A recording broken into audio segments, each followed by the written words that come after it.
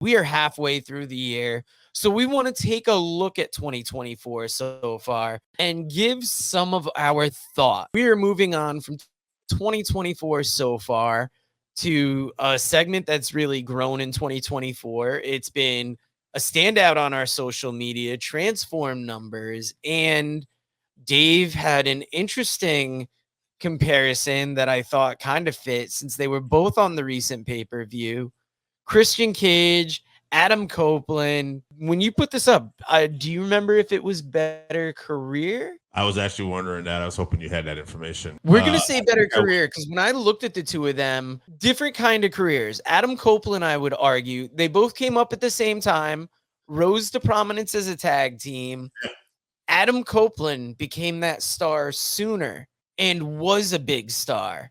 Christian Cage has had this slow burn where he kind of went from, I mean, I'm not going to call him the Jannetty of the team, but he went from the other member of the team to over time, you could say he's as good as Copeland now.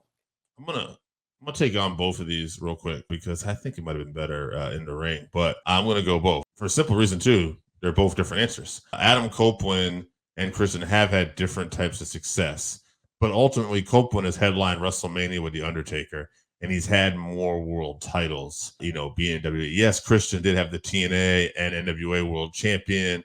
Yes, he's, I think, had a better run in AEW so far. But at the end of the day, I don't think you can match what Edge did in terms of his single success. He had such much more of an impactful run as a main eventer, and you would have argued that, Christian was that Jannetty. Now, in the ring, to me, it's Christian Cage, because even though Edge is talented, Christian Cage is a very, very, very solid worker. Kind of cut out of that almost Randy Orton thing where he does things so simple and he makes these hard things look so easy, and really, really one of the best workers out there. Yeah, I mean, I think people focus more on Adam Copeland Edge because of obviously the more out there personality. He's more, I guess, easily digestible by the public.